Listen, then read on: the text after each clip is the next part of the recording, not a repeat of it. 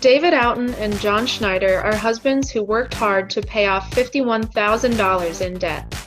Also known as the debt-free guys, they say their Debt Lasso method is the fastest and cheapest way to get out of debt. There are 5 steps to the process. Number 1, commit to incurring no more credit card debt and making the same payment each month. Number 2, trim your debt down by paying some low balances for quick wins. Number 3, lasso your debt by using debt consolidation and balance transfer methods. Number 4, automate all your payments so you don't miss anything. And number 5, monitor payments and debt balances. We talked to the debt-free guys to learn more about this debt repayment method and how their own journey led them here. When it comes to the snowball or avalanche method, how do you describe the main differences and why this could work better for some people? The snowball method, it has a psychological benefit to it.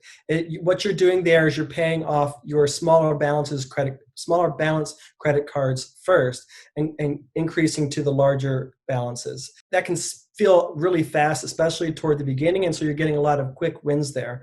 The problem there, though, is that you're not necessarily focused on whatever the high interest rate credit cards are. So mathematically, it could be more expensive for you in the long run. The avalanche method, where you're focused on paying the high interest rate credit cards off first, makes the most sense, but it does, for some people, seem to take a long time. And not a lot of people have that kind of patience to stick with paying off their credit card debt, and then they fall off the wagon, spend their money again. All of a sudden, they've accumulated the debt again, or they've got more debt than they had before. And that's the fear that we had with ourselves. We knew that we wouldn't have the patience to stick with either method. And that's why we thought, well, the problem is the high interest rate. If we can remove that, or at least lower that considerably, then we can expedite paying off our credit card debt. So that's really the big difference. If you're someone who really needs quick wins, the snowball method might make sense for you.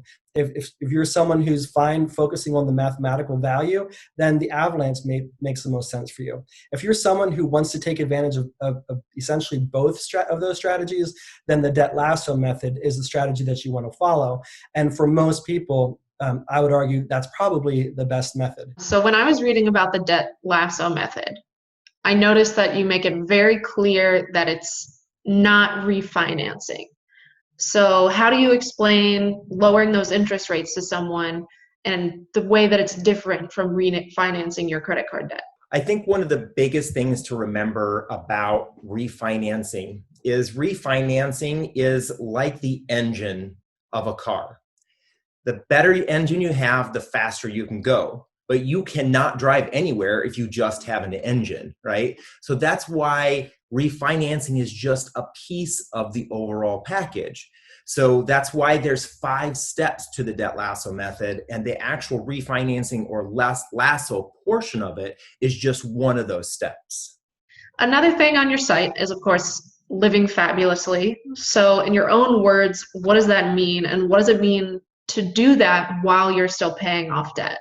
As soon as David itemized all of our expenses for the previous year, we were sort of blown away with some of the categories that were clear outliers that no human should be spending relative to the income that we had at the time. And what was ironic was that when we looked at how we were spending our money, prior to that, had you asked us if we had an amazing life, we would be like, yeah, it's decent. It could be better. But on paper, when you looked at how we were spending our money, we were like, wow, this is crazy. We are living like rock stars on a beer budget. And we thought, well, we're clearly not getting the ROI out of our spending that we should be getting. We should be having a much better feeling of quality of life than we were at the time. And we thought, well, why is that? So that kind of started a conversation for the two of us about well, what is it we really want in life? What actually makes us happy? What do we want to achieve? What do we want our legacy to be? And we realized it came down to sort of 3 things. We wanted to be able to give back to the LGBT community. We wanted to save for a comfortable retirement. And we wanted to be able to, what was the third one? And travel as much as you can without using credit cards. Right. During COVID, you don't travel, so I forgot about that. And so when we looked at our expenses, all the clubbing, all the designer clothing, all the happy hours, all the expensive dinners, all of the expensive wine, lots and lots of expensive wine, we thought, well, that's really clearly not giving us the quality of life that we want. But we sort of felt like we had to live that lifestyle because that's what our friends were doing. And in hindsight, we were spending that way for two reasons. One, we were trying to make up for the past because we both came from times and places when it wasn't okay to be gay. So we were trying to make up for sort of that pain that we had not dealt with up until that point. But then simultaneously, we were part of a new community, and we thought if we didn't sort of live up to their expectations, we might be ostracized from another community, and we were afraid of that. But we realized that that wasn't really providing us happiness, and we weren't having the quality of life that we wanted. What would happen if we would spend according to our values? And that's sort of when everything changed. When we figured out what our why was, then whatever strategy we were going to implement, we had more of a commitment to pay off our credit card debt so we would actually become debt-free and then start living a much more authentic life. I would also say that you kind of said it yourself very well when you were asking the question. In your own words, what does fabulous mean? And that's what really it is. A fabulous life is what it means in your own words to you. What does fabulous mean to you? You know, a lot of us spend a lot of money to be able to post pictures on Instagram or Facebook or share stories with our friends at cocktail parties or virtual cocktail parties today. You know, we want to be able to share these kind of stories because it gives us some momentary satisfaction or excitement, but that eventually goes away. And we know that what really makes people feel fabulous is when they feel happy long term. And that happiness long term takes a little bit of time to figure out what should I be spending on to make my life long term happy. For other people, happiness is going to be completely different. Maybe it's having a family. Maybe it's you love animals and you want to have a pet farm or something like that. You know, whatever it is for you, those things that will bring you long-term happiness, those are the things that make you feel fabulous. That's where it's important to spend your money on, not on the things that are superficial or momentary. Do the steps of the Debt Lasso method help people build that life? And if so, how? As John mentioned earlier, when we removed those credit card balances and having to spend $10,000 a year to pay towards high interest on our credit cards, we basically gave ourselves a $10,000 raise. That's when we are able to implement the more fabulous life. Obviously, we tried to trickle it in while we were paying our debt off. But the steps are really designed to all around the process of what it takes to have the mindset and the process to pay your debt off as fast as you can. Speaking of the people that you have helped, you've helped people, including yourselves, pay off $300,000 in credit card debt.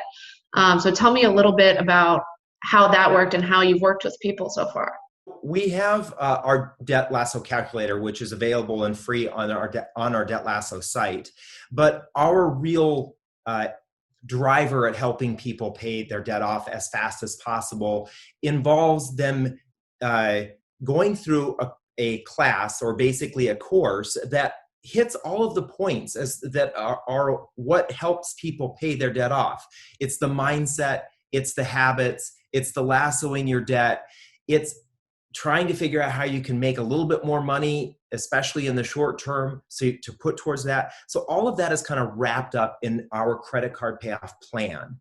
That plan is available in basically a couple of methods. You can do it all on your own.